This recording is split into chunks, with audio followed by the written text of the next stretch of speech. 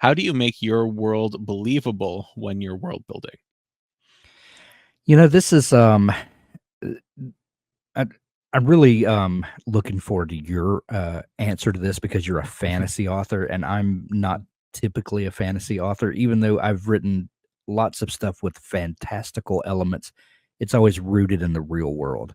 Um, and for me, it's always about finding things that the readers can relate to. My wife and I have been watching the Rings of Power TV show, and we watched the Hmm. finale last night. I just watched Oh, it today. yeah, yeah. How about Huge. that? Yeah, yeah. How about that? We won't take time to go into that, but Yeah. yeah, loved it. But even though Middle Earth is a fantasy setting, with lots of fantastical elements and places that we can't necessarily relate to, um, they do a good job about anchoring the way that people interact with their world and how they interact with each other and how the world kind of um, dictates how people live and how they interact with each other. So even though it's a fantastical world, you look for ways to bring familiarity to the reader or to the viewer, or whatever, and make sure that you're keeping your characters relatable and the environment that they're in um, kind of has a realistic expectation of I'm trying to grab a good example and I'm just drawing a blank.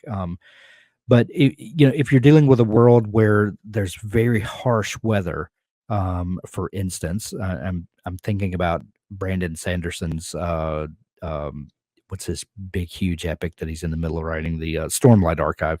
Mhm. That this is a place that has a hurricane like every 3 days or something, and so the people then have to deal with that weather, and it's a very they don't just live a normal life and there's a huge storm. Like whole the plant ecology, the way that they handle commerce, everything revolves around this thing. So it's a matter of, even if you're going to make a fantastical place, make the consequences believable. Make Mhm.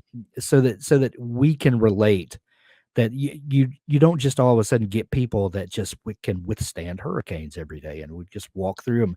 No, it affects how they live. It affects how they handle commerce and how they travel and all of that. It's in a very believable way.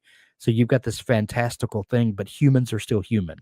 And to me, it's really anchoring um, your story and your setting with how people naturally respond. So Mhm. that's what I would. And that's not a good answer, but that's the best I could come up with on the No, top I of my head. think that kind of connects to what I want to say, and this is from that workshop. One of the golden rules that I put forward is that your world affects your world, and so nothing, whatever you're Yeah. including, it is going to affect the things around it. It's going to impact the things around it. So if there are hurricanes every 3 days, then the architecture changes. Like you said, Right. travel changes, economy changes. If you live near a river, okay, now you have access to trade beyond land paths. You have access to agriculture versus someone who lives in a more arid environment.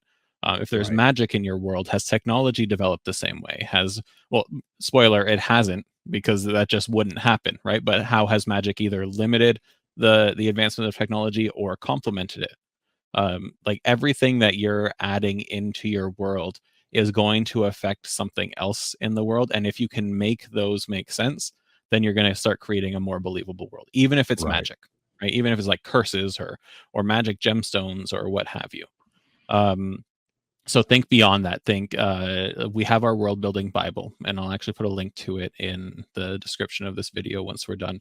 But it has all these different things in it, like flora and fauna, geography, politics, commerce, arts, right? Arts and entertainment. People don't think about that a lot, but that's a crucial element to society, is art and entertainment, and all of these things will impact one another. And then the other thing that I wanted to say for this question specifically is, if you want your world to feel real, then show it to us through the eyes of your character. Don't just Right. say that there's, a fish market that sells exotic deep sea creatures, but have your character visit the fish market and see these abominations that they dragged up from the depths. Yeah. That's a lot more impactful. And then they have their reaction. They see the people that are selling it, the people that are buying it in a way that feels right. And so that kind of just sinks it in a little more. And then the character's reaction to it, or their participation or lack thereof, makes it more entrenched in your reader as well, or Yeah. further entrenches it. My apologies. Yeah. It's one of those Yeah, days. I think, it is one of those, a coffee day.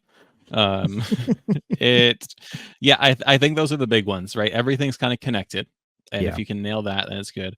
And use your characters as guides. If you Yeah. honestly stick to those two, you're going to be all right. Yeah. And a recurring theme that seems to be coming up is characters matter a lot. You can have extravagant world building, but your characters need to be believable in that world.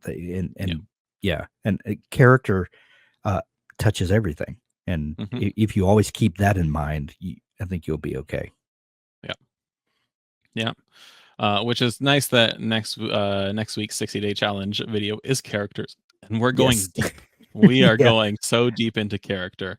Yeah. So it's gonna And be I good. think Make sure we have gone ahead and put everyone on notice that it's probably going to be a long one. So bring your yeah, popcorn and get ready. in your water bottles. Water bottles and Water notebook. bottles for me. Yeah. Bring a notebook.